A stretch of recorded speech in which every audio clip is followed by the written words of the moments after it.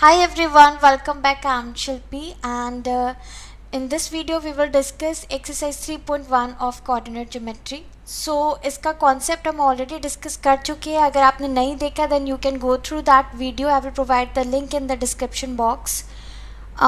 Let us start with question 1. 3.1 we are going to discuss today. So question 1 is how will you describe the position of a table lamp on your study table to another person. अब suppose एक आपके study table पे lamp रखा हुआ है as it is shown in the figure and suppose आपने अपने friend को एक्सप्लेन करना है कि वो लैम्प टेबल पे एग्जैक्टली कहाँ रखा है, उसकी एग्जैक्ट पोजीशन क्या है जहाँ पर वो रखा हुआ है.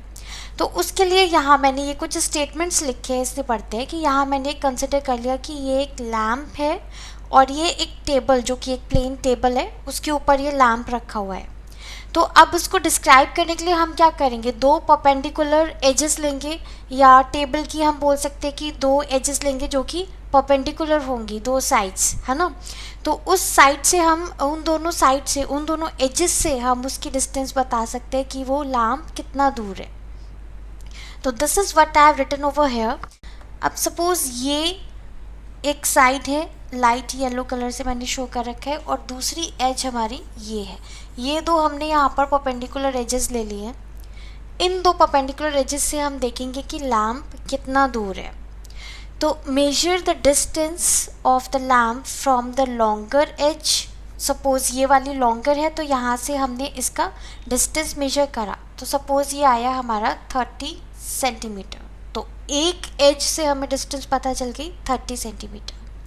अब हम दूसरी एज से देखेंगे कि दूसरी एज से वो कितना दूर है, कितनी डिस्टेंस है. तो सपोज दूसरी एज से जो ये वाली उसकी डिस्टेंस है दिस इज़ 25 सेंटीमीटर. तो इस तरह से अगर हमने कार्टेशियन प्लेन में जैसे पढ़ा है कॉन्सेप्ट वीडियो में कि अगर हमें इसको एक्सप्रेस करना है तो हम क्या करेंगे, या तो दोनों एजेस से उसकी डिस्टेंस बताएंगे. तो we can either write it as 30,25 या फिर हम इसे ऐसे लिख सकते हैं 25,30. वो डिपेंड करता है कि हम किस ऑर्डर में उन दोनों एजेस को ले रहे हैं, लॉन्गर वाली पहले ले रहे हैं या शॉर्टर वाली एज पहले ले रहे हैं.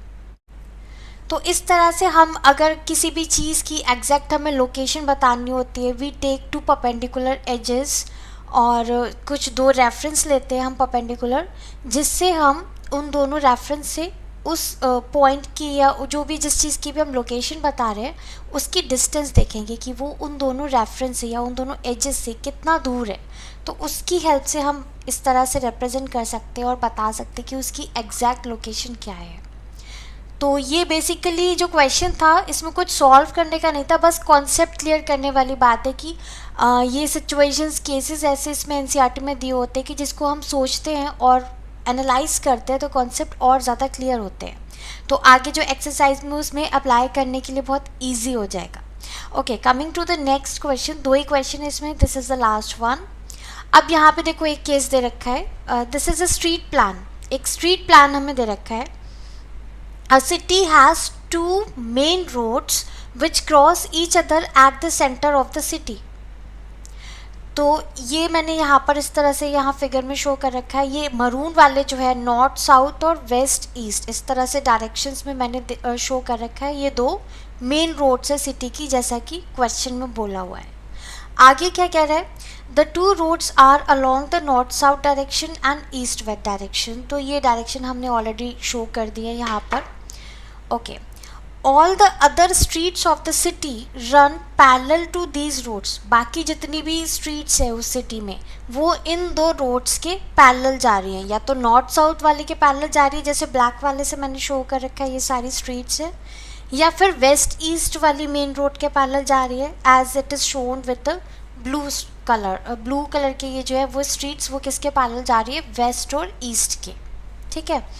नाउ अब यहाँ पर क्या बोल रहे हैं, all the other streets of the city run parallel to these roads and are 200 meter apart. There are 5 streets in each direction. तो यहाँ पर 5 स्ट्रीट्स बोलिए कि हर डायरेक्शन में 5 स्ट्रीट्स है. यहाँ मैंने ज़्यादा बना रखी है तो मैं इसको यहाँ डिलीट कर देती हूँ. 5 स्ट्रीट्स ये नॉर्थ साउथ के पैरेलल और 5 स्ट्रीट्स वेस्ट ईस्ट के पैरेलल. ओके, आगे देखते हैं क्या बता रहे हैं यहाँ. रिप्रेजेंट द रोड्स और स्ट्रीट्स बाय सिंगल लाइन, ये इस तरह से सिंगल लाइन से हमने इन स्ट्रीट्स को शो कर दिया, रिप्रेजेंट कर दिया. Now there are many cross streets in your model. A particular cross street is made by two streets. Cross streets का यहाँ पर क्या मतलब है, मतलब दो स्ट्रीट एक दूसरे को जहाँ पर क्रॉस कर रही है, मीट कर रही है किसी पॉइंट पर. One is running in north south direction, यानी एक ब्लैक वाली और एक ब्लू वाली, ये दोनों जहाँ पर मिलेंगी, जहाँ मीट करेंगी, these are the cross streets. Now अब इसको नेम कैसे करें. Each cross street, it is written over here, each cross street is referred to in the following manner. कैसे हम उसे रिप्रेजेंट कर रहे हैं. If the second street is running north south direction and fifth is running in the east west direction, तो हम उसे कैसे रिप्रेजेंट करेंगे 2,5. यानी 2,5 हमने क्यों लिखा, वो 2 वाला कौन सी स्ट्रीट है, नॉर्थ साउथ डायरेक्शन वाली, और उसके बाद हमने कौन सी स्ट्रीट नंबर लिखा, वेस्ट ईस्ट डायरेक्शन वाली. ठीक है, तो using this convention find, first part में हमें क्या बोला है, how many cross streets can be referred to as 4,3.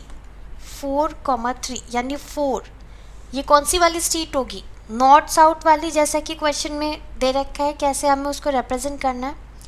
And third street कौन सी है, वेस्ट ईस्ट वाली. तो देखते हैं ये कौन सी स्ट्रीट्स है.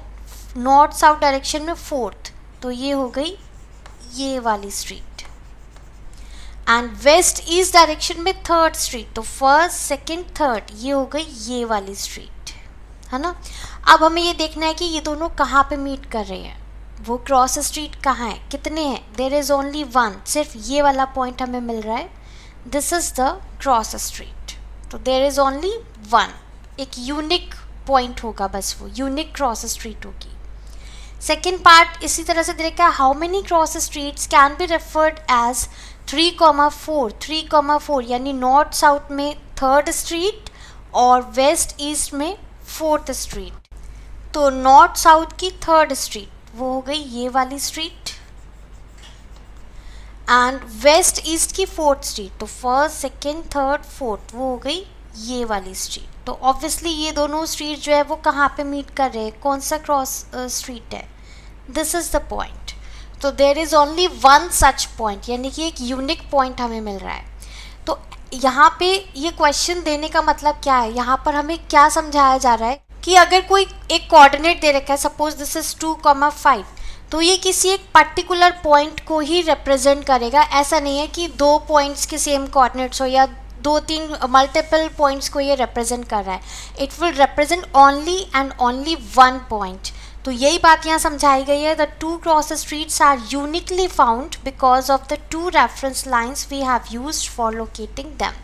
तो बेसिकली इन दो क्वेश्चन जो इस एक्सरसाइज में, इसका मतलब था कि हमारा कॉन्सेप्ट और क्लियर करना है. इसमें कुछ ऐसा सॉल्व करने का नहीं था, थ्योरेटिकल क्वेश्चंस है. तो this is just to make your concept more clear. So that's all for this lecture. Take care. Goodbye.